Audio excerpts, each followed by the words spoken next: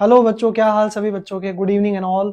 जो भी सारे बच्चे क्लास 12th बोर्ड की प्रिपरेशन कर रहे हैं, चाहे फिर वो स्टेट बोर्ड हो, चाहे central board of secondary education के बच्चे क्यों ना हो, सभी प्यारे बच्चों का मोस्ट वेलकम मीडजेक्स के प्लेटफॉर्म पे, जिसमें आपको बताई जाएगी कि किस तरीके से स्टेट बोर्ड या सेंट्रल बोर्ड के अंदर आने वाले पेपर्स में मैट्राइसिस चैप्टर से जुड़े हुए क्वेश्चंस के कॉन्सेप्ट कैसे समझे जाते हैं और उन पे जुड़े हुए क्वेश्चंस को करने के लिए क्या ट्रिक्स और टेक्निक्स अपनाई जाती है। तो पहले आज अपन इस चैप्टर के फंडामेंटल्स को कुछ एंडिंग की तरफ लेके आते हैं, ताकि नेक्स्ट लेक्चर में हम फंडामेंटल्स जो हमने पढ़े हैं उन पे बेस्ड क्वेश्चंस की प्रैक्टिस कर सकें। तो आज अपन क्या पढ़ने वाले हैं बच्चों, इन्वर्टिबल मैट्रिसेस क्या होती है, इनवर्स ऑफ द मैट्रिक्स क्या होता है, मैट्रिक्स का इनवर्स अगर एग्जिस्ट करता है तो उसका भी इनवर्स की वैल्यू क्या होगी, और प्रोडक्ट ऑफ द मैट्रिक्स अगर पॉसिबल है तो उसके इनवर्स का रूल क्या होगा, ट्रांसपोज पे इनवर्स कैसे लगेगा, यूनिकनेस ऑफ द इनवर्स क्या होता है। ये सारे फंडामेंटल आज मैं प्यारे बच्चों आप लोगों को बताने वाला हूँ। स्टार्ट करते हैं क्लास और देखते हैं कि कंसेप्ट कैसे सीखेंगे हम। तो आज की क्लास का एजेंडा, या मैं बोलूँ आज की क्लास में हम क्या क्या पढ़ने वाले हैं, सबसे पहले तो मैं उसकी बात कर लेता हूँ। देखो बच्चों, सबसे पहले फंडामेंटल हम ये सीखेंगे कि इन्वर्टिबल मैट्रिक्स क्या होती है ना। इन्वर्टिबल मैट्रिक्स किसको कहते हैं।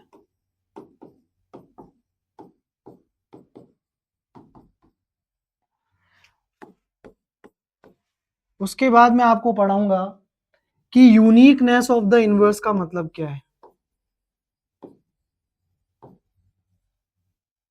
Uniqueness of inverse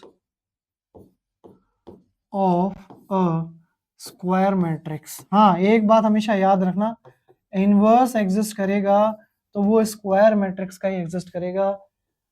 rectangular matrix के इनवर्स कभी नहीं हुआ करते। उसका रीजन अभी समझ में आ जाएगा जब मैं आपको इसमें कंटिन्यूस पढ़ाऊंगा कॉन्सेप्ट, तो देखिएगा। उसके बाद हम इनवर्स ऑफ इनवर्स प्रॉपर्टीज देखेंगे। इनवर्स प्रॉपर्टीज देखेंगे और देखेंगे कि इनवर्स प्रॉपर्टीज में किस तरीके से हम फंडामेंटल यूज करने वाले हैं प्रॉपर्टीज ऑफ इनवर्स के।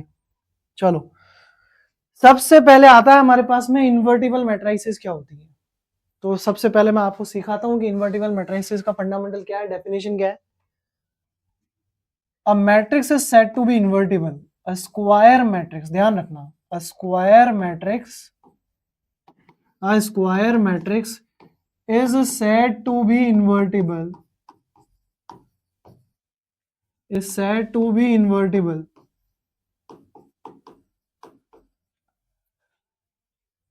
if and only if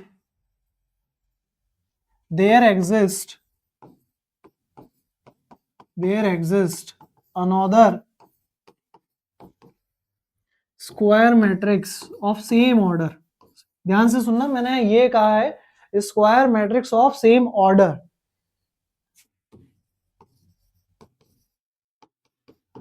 of same order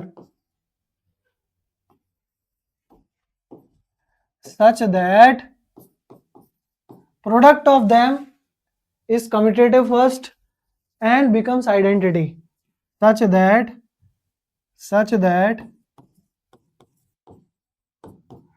a into b is equal to b into a is equal to identity। अगर ऐसा होगा then a b will be said as a inverse and a will be said as b inverse।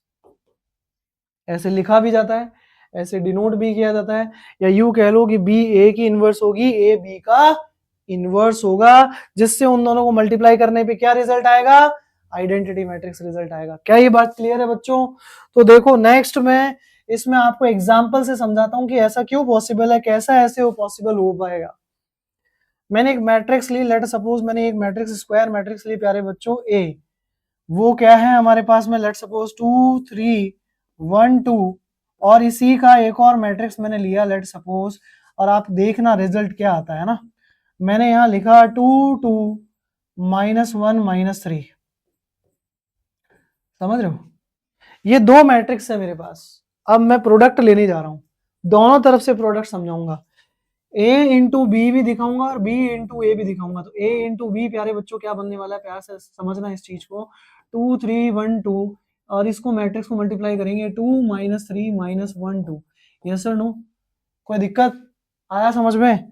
तो easy equal to कितना आ जाएगा भैया, 2 2 जा 4, 3 1 जा 3 -1, 2 3 जा माइनस का 6, 3 2 जा प्लस का 6, ये ब्रैकेट क्लोज। यहां तक समझ में आया? अब देखो 1 2 जा 2, 2 1 जा 2, 1 3 जा 3, 2 2 जा 4। क्या ये एक आइडेंटिटी स्क्वायर मैट्रिक्स आ रही है? आ रही है ना? तो मैंने क्या कहा था कि जब एक मैट्रिक्स को दूसरी मैट्रिक्स से मल्टीप्लाई कर रहे हैं, दोनों का ऑर्डर सेम है, दोनों ही इन्वर्टिबल तब कहलाएंगी जब दोनों के प्रोडक्ट से रिजल्ट क्या बन के आए सामने, दोनों के प्रोडक्ट से रिजल्ट क्या बन के आए बेटा सामने, दोनों के प्रोडक्ट से रिजल्ट सामने आए हमारे पास में एक आइडेंटिटी स्क्वायर मैट्रिक्स। क्लियर ये बात? Is it clear? अगर यहां तक समझ में आ गया तो एक काम करते हैं, जब ए बी निकाल लिया तो बी ए भी निकाल लेते हैं। तो b इंटू ए भी चेक कर लेते, तभी तो ये पता चलेगा कि जो भी इन्वर्टिबल मैट्रिक्स होती है वो कम्यूटेटिव भी होती है कि नहीं होती है, और आइडेंटिटी रिजल्ट आना चाहिए। तो यहां से मैं b लिख लेता हूं, b कितना है हमारे पास में, 2 -3 -1 2, और ये हमने लिख लिया a दैट इज 2 3 1 2। क्या ये फंडामेंटल क्लियर है क्या बेटा? अगर ये फंडामेंटल क्लियर है तो ध्यान से सुनना। देखो इसको मल्टीप्लाई करते हैं, स्क्वायर मैट्रिक्स को मल्टीप्लाई करना मैंने सिखाया था आपको पिछली क्लास में। रो को कॉलम से मल्टीप्लाई करो, 2 2 जा 4, 3 1 जा 3, तो कितना हो गया प्यारे बच्चों, 4 -3। आया समझ में? अब इसी तरीके से इस फर्स्ट रो को सेकंड कॉलम से मल्टीप्लाई करेंगे तो हमारे पास सेकंड एलिमेंट आ जाएगा फर्स्ट रो का, दैट इज 2 3 जा 6, 3 2 जा 6। ठीक है, अब इस सेकंड रो को फर्स्ट कॉलम से मल्टीप्लाई करेंगे तो माइनस का 2 +2 माइनस का 3 प्लस का 4, and result is coming out to be 1 0 0 1। क्या ये एक square identity matrix of order 2 है? बिल्कुल है। क्या इनका भी ऑर्डर 2/2 था? बिल्कुल था। तो हम ये कह पा रहे हैं कि भैया all these matrices are invertible, their product is identity, hence a is inverse of b and b is inverse of a। क्या ये फंडामेंटल समझ में आया प्यारे बच्चों? चलो आगे देखो, अब मैं आपको इसमें और फंडामेंटल ऐड करता हूं। पहले एक बार 3/3 की मैट्रिक्स का भी देख लो। ये मैट्रिक्स दिख रही होगी सभी बच्चों को, ये मैट्रिक्स दिख रही होगी प्यारे बच्चों सभी को। इसको भी हम अप्लाई करके देखते हैं क्या ये रिजल्ट हमारे को वो दे रहा है आइडेंटिटी या नहीं दे रहा है। आप बोलोगे क्योंकि सर 2/2 तो इजी है तो उसका तो पॉसिबल हो गया होगा, हो सकता है आइडेंटिटी आ जाए, लेकिन बेटा 3/3 में भी वही है, फंडामेंटल अप्लाई होगा। अब ये चेक करना है कि मैट्रिसेस इन्वर्टिबल है कि नहीं, और इन्वर्टिबल होने का क्या केस है, a इंटू बी क्या हो जाना चाहिए प्यारे बच्चों, a इंटू बी हो जाना चाहिए हमारे पास में आइडेंटिटी। चेक करते हैं, फर्स्ट रो को फर्स्ट कॉलम से मल्टीप्लाई करो भैया। सर आप अब ये दिमाग में आ रहा होगा, अच्छा था नहीं करते तो सही रहता, मान लेते कि हाँ यार ये तो इन्वर्टिबल है। चलो करते हैं मल्टीप्लाई, 1 इंटू 9, पहले एलिमेंट को पहले एलिमेंट से मल्टीप्लाई करेंगे फर्स्ट रो के फर्स्ट कॉलम से, तो कितना बन जाएगा भाई, 1 इंटू -9 -9, -2 इंटू 8 सर माइनस का 16, 3 5 जा 15 सर। आया कि नहीं आया? तो यहां तक अंडरस्टूड है, क्लियर है बात? तो ये बन गया बेटा 3 5 जा 15 माइनस का 15। I hope this is clear to all. यहां तक सभी को समझ में आ गया होगा। क्या करना है, फर्स्ट रो को फर्स्ट कॉलम से मल्टीप्लाई करना है। आई होप समझ में आ गई होगी कहानी। तो पहले तो 1 को -9 से मल्टीप्लाई किया, -2 को 8 से मल्टीप्लाई किया, 3 को 5 से मल्टीप्लाई किया। मैं देख पा रहा हूँ 16 और 9 कितना हो गया भैया, 25 25 और 15 कितना हो गया, कुछ 40 निकल के सामने आ रहा है, जो कि आइडेंटिटी मैट्रिक्स का एलिमेंट नहीं हो सकता। आया कि नहीं आया समझ में? क्या ये बात क्लियर है? एक इंपॉर्टेंट बात और है यहाँ पे, आइडेंटिटी अगर मैट्रिक्स, हाँ आइडेंटिटी मैट्रिक्स के साथ में अगर बाकी एलिमेंट 0 आ जाते हैं और डायगोनल एलिमेंट के अंदर कोई कांस्टेंट वैल्यू हमारे पास सामने आ रही है, तो केस हो सकता है कि उसमें वो कुछ आइडेंटिटी बनाने की कोशिश कर रहा हो, बट तब भी आइडेंटिटी नहीं बन रहा है तो इन्वर्टिबल तो नहीं कहलाएगी। I hope my words are very much clear to all the students. चलो देखो, तो अब यहां से दूसरा एलिमेंट देखते हैं, फर्स्ट रो को सेकंड कॉलम से मल्टीप्लाई करते हैं, 1 8 जा माइनस का 8, -14, 3 4 जा 12, ये हो गया माइनस का 12। आई होप मेरी बात समझ में आ गई होगी। 1 -2 3 को हमने -8 7 4 से, तो भैया ये भी नेगेटिव ही आ रहा है। अब आगे चेक करने की रिक्वायरमेंट नहीं है। No need to check further, no need to check further. Why? क्योंकि A11 और A12 ही नॉन जीरो हो गए।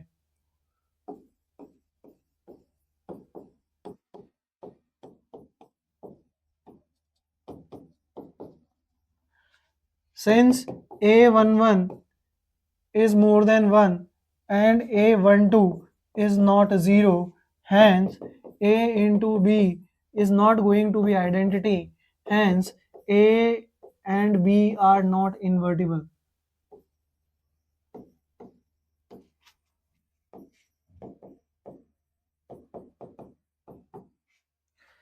समझे कि नहीं समझे? हर मैट्रिक्स इन्वर्टिबल हो ये जरूरी थोड़ी है भाई। क्या ये फंडामेंटल समझ में आया? I hope this is very much clear to all the students.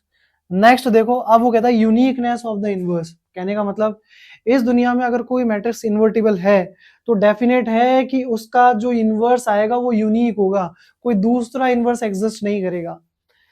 तो there always exist a unique inverse, there always, there is always, there is always a unique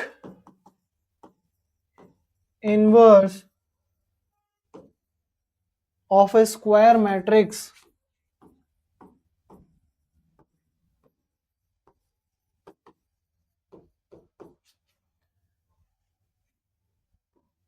अब उसका मतलब क्या है?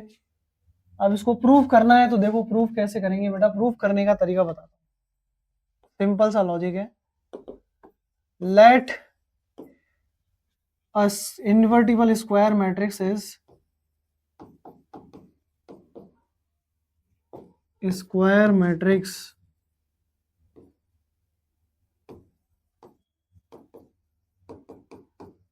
A is there. Also A into B is identity is equal to B into A, and there exist, also there exist, let A is in A invertible square matrix, invertible square matrix A, and there exist, and there exist B another square matrix B and C another square matrices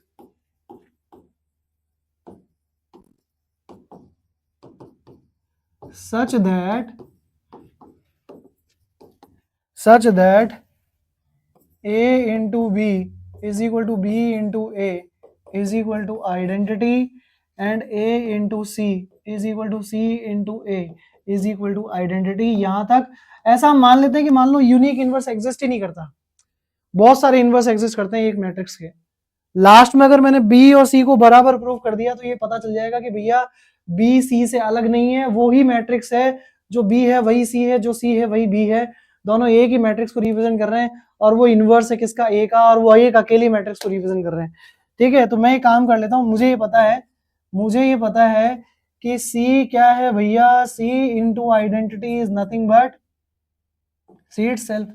ये तो generality of mathematics है, तो general matrix property by matrix property.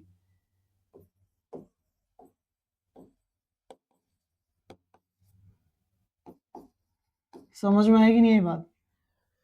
तो अगर ऐसा है तो भैया मैं क्या कह सकता हूं, इस आइडेंटिटी से A इंटू बी रख सकता हूं इस आइडेंटिटी की जगह, क्योंकि मुझे पता है A और B आपस में एक दूसरे के लिए इनवर्स हैं, A और C आपस में एक दूसरे के लिए इनवर्स है। क्या ये फंडामेंटल क्लियर हुआ बेटा? अगर ये फंडामेंटल क्लियर है तो C into A into B is going to be C और नॉट, वो चेक करना है। अब मुझे पता है कि एसोसिएटिव प्रॉपर्टी लग सकती है, एसोसिएटिव प्रॉपर्टी लगा सकते हैं हम। अब एसोसिएटिव प्रॉपर्टी लगाएंगे तो C इंटू ए इंटू बी किसके बराबर होना चाहिए, C के बराबर होना चाहिए। चेक कर लेते हैं हो रहा है कि नहीं हो रहा है। C इंटू ए क्या है भाई, आइडेंटिटी, आइडेंटिटी इंटू बी क्या होगा, बी होगा। तो यहां से क्या पता चला, यहां से ये पता चला कि बी और सी प्यारे बच्चों बराबर आ गया है। अगर बराबर आ गया है तो hence we can write, hence there exists only a unique inverse, hence there exists unique inverse of a square, of a invertible square matrix, of a invertible square matrix। I hope ये but fundamental ये problem आपको समझ में आ गई होगी, ये theorem आपको समझ में आ गई होगी जो कि मैं आपको समझाने की कोशिश कर रहा था। ठीक है, अंडरस्टूड है। चलें आगे। देखो, if A B are invertible matrices of the same order then A B का inverse is equal to B inverse A inverse. ये एक थ्योरम स्टेटमेंट है। ऐसा कैसे हो सकता है तो मैं बताता हूं। Since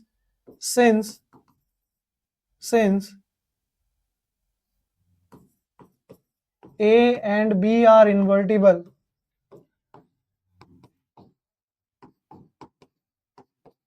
hence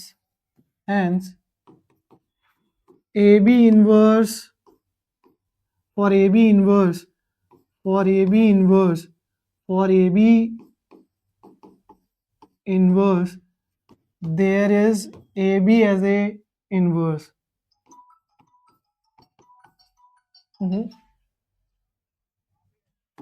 as a inverse।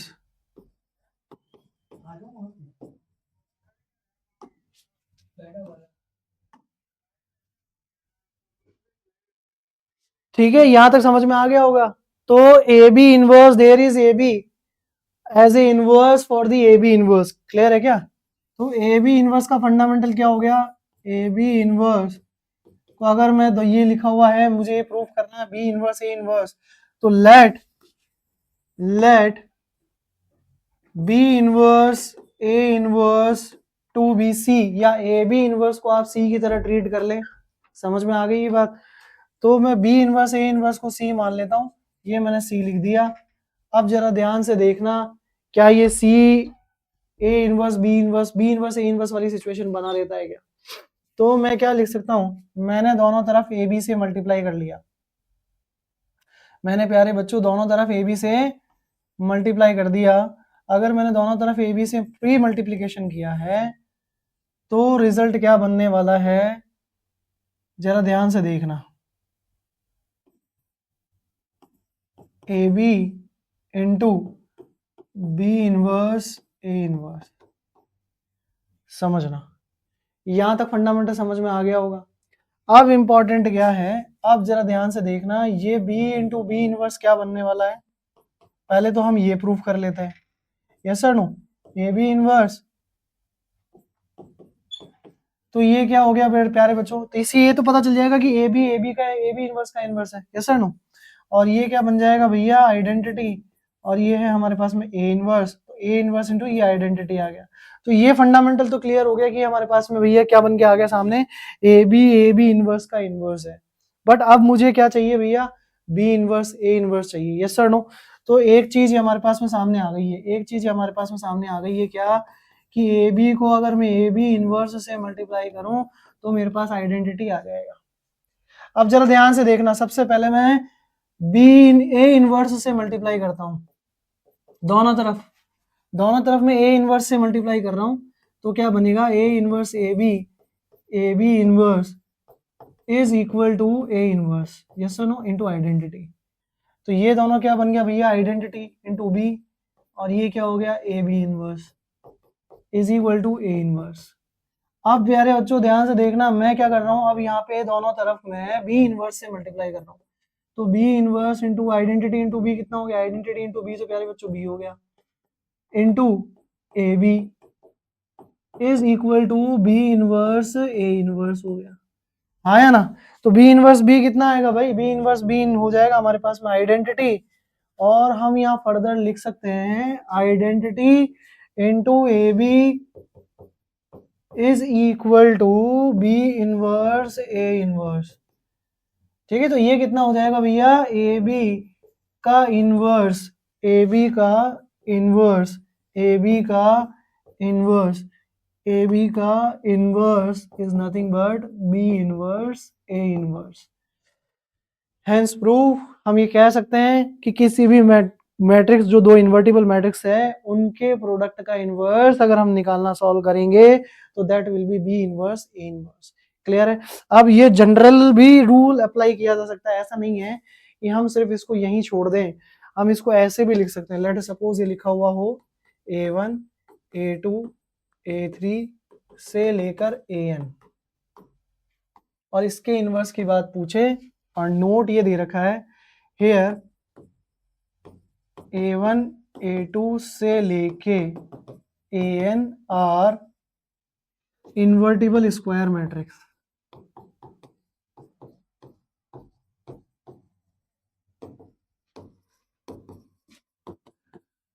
Clear है क्या। तो यहां से हम क्या लिख सकते हैं, यहां से हम लिख सकते हैं AN का इनवर्स AN-1, बिल्कुल रेसिप्रोकल वे में ये रिजल्ट प्रोड्यूस होके सामने आएगा। यस और नो। AN-2 का इनवर्स से लेके A3 का इनवर्स, A2 का इनवर्स, A1 का इनवर्स एंड दैट्स इट। समझ में आया बेटा, ये फंडामेंटल क्लियर हुआ कि नहीं हुआ। आई होप ये बात बहुत अच्छे से समझ में आ गई होगी किस तरीके से इनवर्स की बात हम करना चाह रहे हैं। Is it clear, understood. चलें आगे।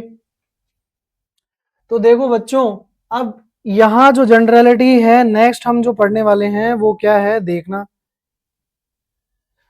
If A is invertible matrix, then A transpose is also invertible and A transpose inverse is A inverse transpose। कैसे होगा सर, सिंपल सा लॉजिक है। हम जानते हैं, हम यहां से जानते हैं A is inverse, since A is invertible matrix, since A is invertible matrix, कैसी मैट्रिक्स है भाई, इन्वर्टिबल मैट्रिक्स है। क्या ये बात समझ में आई सभी को अच्छे से। अगर मेरी A एक इन्वर्टिबल मैट्रिक्स है और transpose of A, transpose of A is indicated as A transpose, तो यहां से मैं एक जनरलिटी और क्या लिख सकता हूं by using the mathematics generality. वो क्या कहती है कि अगर मैंने लेट अस सपोज यहां इसको इस तरीके से लिखा है A into A inverse is nothing but identity, yes और नो, तो दोनों तरफ ट्रांसपोज अगर मैं लेता हूं तो ये इस तरीके से भी लिखा जाएगा ना, A inverse into A is identity since A is the invertible matrix. अब अगर मैं दोनों तरफ ट्रांसपोज ले लूं तो ट्रांसपोज लूंगा तो क्या हो जाएगा, दोनों क्या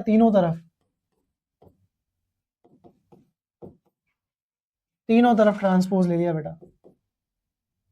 एक मिनट, इज आइडेंटिटी का ट्रांसपोज। तो सबसे पहली बात, आइडेंटिटी मैट्रिक्स का ट्रांसपोज हमेशा आइडेंटिटी होता है, चाहे फिर वो किसी भी ऑर्डर की हो, इसमें कोई दौराय नहीं है।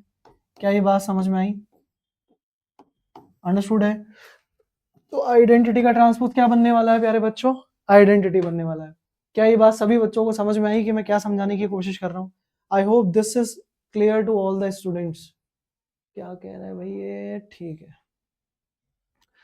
तो भैया मैं ये कह सकता हूँ, मैं यहाँ से क्या रिजल्ट, क्या कंक्लूजन निकाल सकता हूँ, मैं यहाँ से रिजल्ट कंक्लूजन निकाल सकता हूँ कि अगर इस पर्टिकुलर के ट्रांसपोज की बात की जा रही है तो ये ए ट्रांसपोज का inverse is equal to A inverse transpose कैसे बनने वाला है देखते हैं। तो भैया हम यहां से कह सकते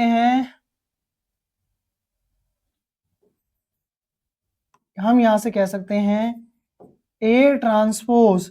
अब देखना बेटा, हमने ये प्रॉपर्टी पढ़ी थी, हमने ये प्रॉपर्टी पढ़ी थी कि भैया अगर A इंटू बी का ट्रांसपोज ले रहे हो तो ये रिवर्सल ऑर्डर में कुछ इस तरीके से लिखी जाती है, बिल्कुल लिखी जाती है। इसका प्रूफ भी एग्जिस्ट करता है और इसको इजीली प्रूफ करके हम दिखा सकते हैं। चलो देखो, अब ट्रांसपोज अगर मैं करने जाऊंगा तो ये हो गया A transpose, sorry A inverse का transpose into A transpose is equal to A transpose into A inverse का ट्रांसपोज। और ये किसके बराबर है भैया? आइडेंटिटी के बराबर है। इसका मतलब क्या है? इसका मतलब ये है कि ये फंडामेंटल और ये फंडामेंटल मैट्रिक्स और ये स्क्वायर मैट्रिक्स और ये स्क्वायर मैट्रिक्स, ये आपस में दो अलग अलग मैट्रिक्स की तरह अगर मैं ट्रीट करने करता हुआ मानूं तो इन दोनों का प्रोडक्ट भाई क्या आ रहा है? आइडेंटिटी आ रहा है। Hence since product is identity, since product is identity, hence A inverse transpose and A transpose are inverse of each other, yes or no? समझ में आई कि नहीं ये बात? क्योंकि रिजल्ट किसके बराबर आ रहा है? आइडेंटिटी के बराबर आ रहा है। क्या ये बात सभी बच्चों को समझ में आई? अगर ये बात सभी बच्चों को समझ में आती है तो बच्चों नेक्स्ट में क्या लिखूंगा, मान लो ये बी है, ये सी है, तो बी सी का इनवर्स हो जाएगा और सी बी का इनवर्स हो जाएगा। कहने का मतलब ए इनवर्स ट्रांसपोज होगा ए ट्रांसपोज का इनवर्स। और क्या लिख सकता हूं मैं कि ए ट्रांसपोज क्या होगा? ए ट्रांसपोज हो जाएगा भैया ए इनवर्स का ट्रांसपोज का इनवर्स। समझ रहे हो? दोनों ही एक ही बात को रिप्रेजेंट कर रहे हैं, घुमा फिरा के, चाहे कैसे भी समझ लो। क्या ये बात सभी बच्चों को समझ में आई? तो अगर आपको इस पे एक फंडामेंटल क्वेश्चन करना है तो मैं फंडामेंटल क्वेश्चन समझाता हूँ, वो आप प्रैक्टिस करें, देखें कि आपका सोल्यूशन उससे निकलता है कि नहीं निकलता है। ठीक है, जैसे मैं एक क्वेश्चन देता हूँ, ट्राई दिस क्वेश्चन कि check A B inverse is equal to B inverse A inverse if matrix is invertible, yes or no? तो check this for following matrices। जैसे मैंने एक दिया, लेट सपोज A मेरी मैट्रिक्स है, लेट सपोज एक तो यही ले लो 2 3, या छोड़ो 2 3 छोड़ो, 2 1 1 1, B आपकी है 2 1 -1 -1, एक तो ये मैट्रिक्स है। एक क्वेश्चन देता हूं मैं आपको 3 4 या 3 3 2 5, इधर ले लो, रुको देता हूं, एक मिनट 5 2 3 3 और बी आपको रखना है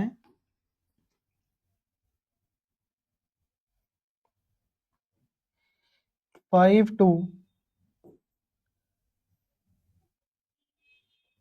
यहाँ 2 कर लेना, यहाँ 1 कर लेना,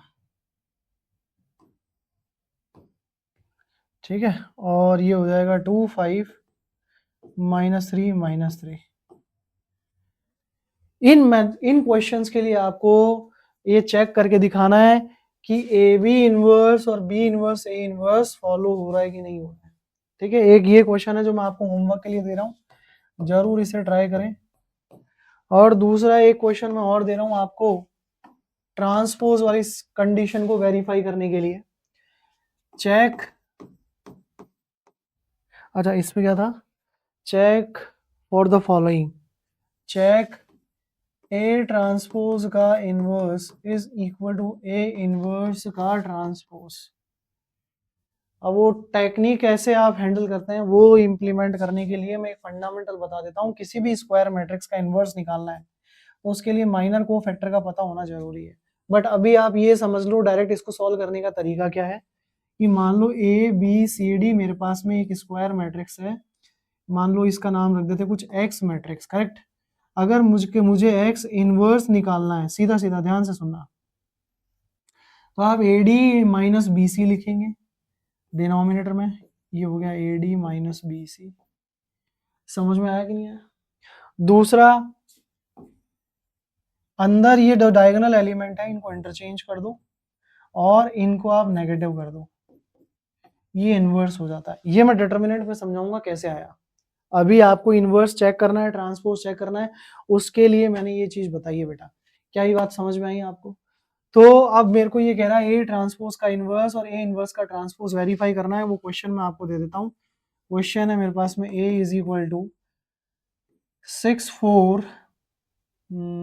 या 6 24 नहीं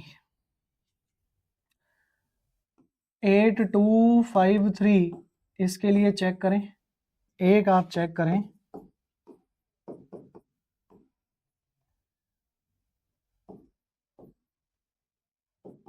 इसके लिए, ठीक है। ये क्वेश्चन आप ट्राई करिएगा। अगर यहाँ पे कोई दिक्कत आती है तो कमेंट बॉक्स में जरूर डालिएगा। ये आप लोगों के लिए होमवर्क है।